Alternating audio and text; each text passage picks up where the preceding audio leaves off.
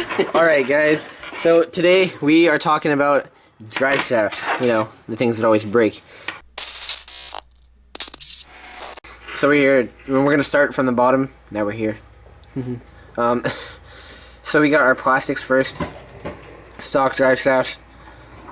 But I don't know why I focus. I don't know if you guys can see that. Come on. Alright, well it doesn't want to focus, so there we go. Alright, so that's the stock one. It's got alright, it's alright U-joints and stuff, and I mean, but what happens is they stretch over time, and they just warp, and then they crack. But I mean, it's good for a brush car, like stock. It's an RTR axle, so you can't really expect much. It's a quality axle for what it is, though. I mean, they last long. They last, if you get a full set, if you're running a 4x4, if you get a full set of 4 drive shafts all at the same time, brand new in the package, put them all in the car at the same time, they will last a decent amount of time, depending on how much you drive. But if you get, like, say a brand new one for the right, but then you leave the left like how it was because the right one broke, they will get an uneven wear, and what your diff will do is it'll find the weak point. So say like over here you got a brand new one, over here you got an old one, it'll find this old one, the diff will, and it'll break it, because it tries to find the path of least resistance, so to speak, and it just I guess finds that and breaks it. So then we have another step up, which is an off-brand eBay axle. It's a nice axle, hardened steel. It's still good for like all around driving and stuff. Only complaint I have though is, see how, I don't know if you guys can see that, but see, focus. Alright, see how that comes through there? That spline comes up there.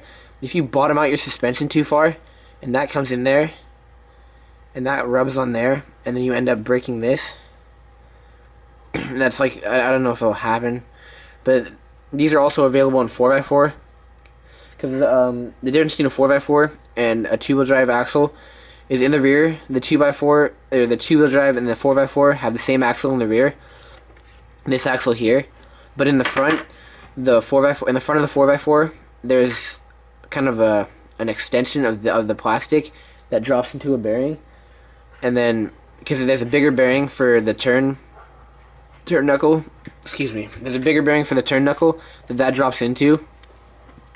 So these metal ones here are also available in a 4x4 option. These ones right here are about $50 for a set of 2. They also come with aluminum hex hubs and aluminum hub carriers. So my MIPs, these are the ones I run on my 4x4, the X-Duties. Focus. There we go. And then these are my X-Duties that I run on my 4x4 slash. And honestly, I could not be happier. Like, I run it in water, and they rust a little bit, but I'm really not that worried about it, because, you know, water's fun. But, like, it's a little bit of rust in there, and that's it, from sitting like that. But these, honestly, are just, they call them X-Duty for a reason, because the spline of mine, compared to these off-brand eBay ones, is the same size as the tube of this one. Even if that says anything. I don't know if that's, like, say anything about the axle itself, but I think that definitely says something about the build. I mean, these are really built for just like a cheap alternative to the name brand.